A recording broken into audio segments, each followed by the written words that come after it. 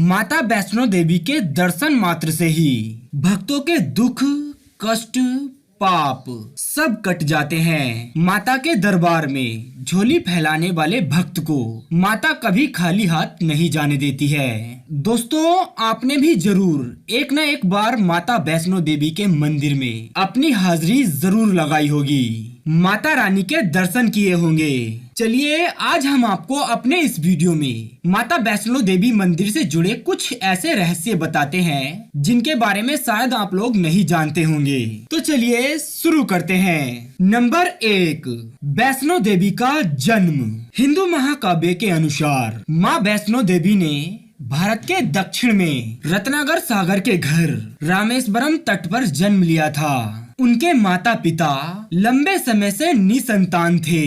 उसी उपरांत माता वैष्णो देवी ने रत्नाकर सागर के घर में जन्म लिया था। देवी के जन्म से एक रात पहले रत्नाकर सागर ने वचन लिया था कि ये बालिका जो भी चाहे उसकी इच्छा के रास्ते में वे कभी नहीं आएंगे। माता वैष्णो देवी को बचपन में त्रिकुटा नाम से बुलाया जाता था। बाद में विष्णु के वंश से जन्म लेने के उपरांत बाद में भगवान विष्णु के वंश से जन्म लेने के कारण वे वैष्णवी कहलाई। नंबर 2, त्रिकुटा और रामेश्वरम।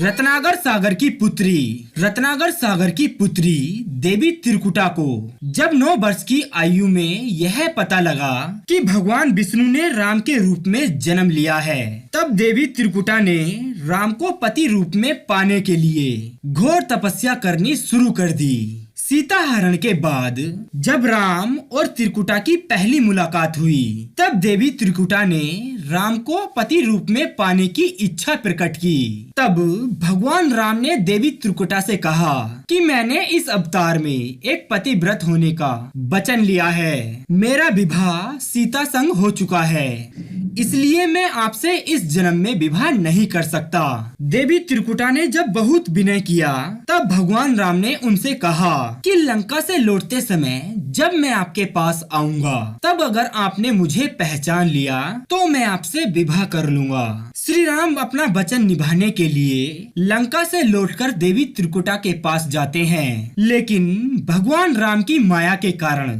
देवी त्रिकुटा उन्हें पहचानने से इनकार कर देती है। त्रिकुटा के दुख को दूर करने के लिए श्री राम ने उनसे कहा कि हे देवी, आप त्रिकुटा पर्वत पर स्थित गुफा में जाकर मेरी प्रतीक्षा कीजिए। कलयुग में जब मेरा अवतार होगा तब मैं आपसे विवाह कर लूंगा। तब तक महावीर हनुमान आपकी सेवा में रहेंगे। उसी प्रकार भगवान राम के आदेश अनुसार आज भी देवी माँ भगवान राम की प्रतीक्षा कर रही हैं और अपने दरबार में आने वाले हर एक भक्तजनों की दुख मनोकामना को पूर्ण कर रही है। नंबर 3, वैष्णो देवी मंदिर का निर्माण। ऐसा कहा जाता है कि वैष्णो देवी माता मंदिर का निर्माण आज से लगभग 700 साल पहले ब्राह्मण पुजारी पंडित श्री गिरधर द्वारा किया गया था। वे बहुत ज्यादा गरीब थे।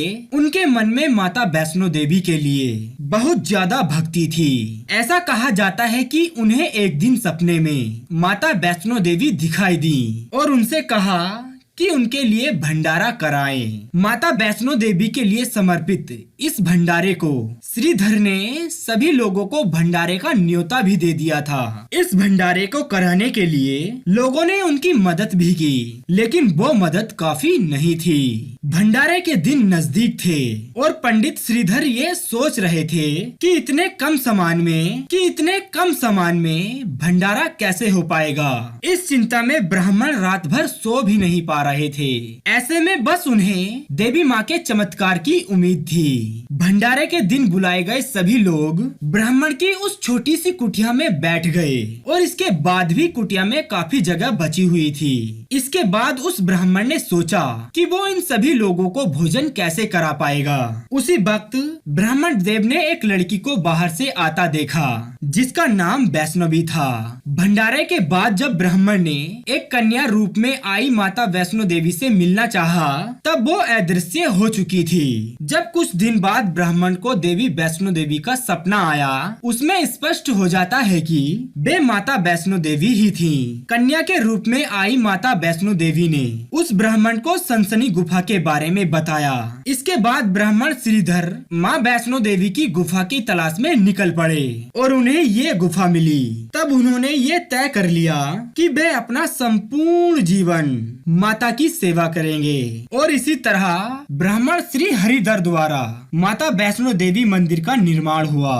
नंबर 4, माता वैष्णो देवी मंदिर का रास्ता। बताया जाता है कि माता रानी के दर्शन के लिए जिस रास्ते का इस्तेमाल किया जाता है वो असल में एक प्राकृतिक रास्ता नहीं है, बल्कि यहाँ आने वाले श्रद्धालुओं की बढ़ती संख्या देखते हुए सन 1977 में इस रास्ते का निर्माण किया गया था। तब से लेकर आज भी इसी रास्ते से होकर माता रानी के भक्त उनके दर्शन करते हैं और आजकल की बढ़ती तकनीकी सेवाओं के अनुसार और आजकल की बढ़ती तकनीकी व्यवस्थाओं की वजह से आप लोग हेलीकॉप्टर जैसी सेवाओं का भी आनंद ले सकते हैं। अंत में है नंबर 5, माता वैष्णो देवी के मंदिर में भक्तों के द्वारा चढ़ाया गया चढ़ावा। वैसे तो माता वैष्णो देवी के मंदिर में साल के 12 महीने भीड़ रहती है, चाहे गर्मी हो, बरसात हो, ठंड हो, फिर चाहे वो कैसी भी ऋतु क्यों ना हो।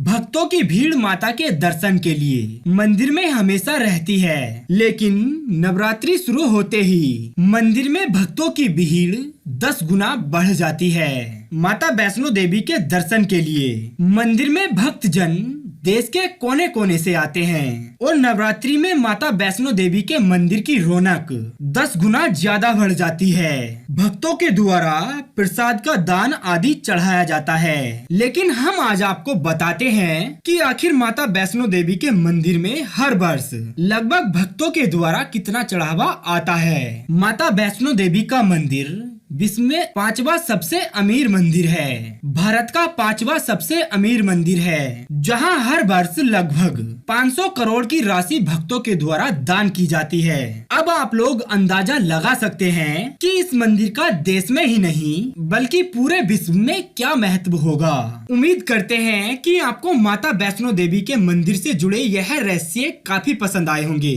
अगर ऐसा है तो आप इस वीडियो को लाइक कर दें और कमेंट में जय माता दी लिखना ना भूलें। साथ ही चैनल को सब्सक्राइब करके अपना प्यार हमें जरूर दें।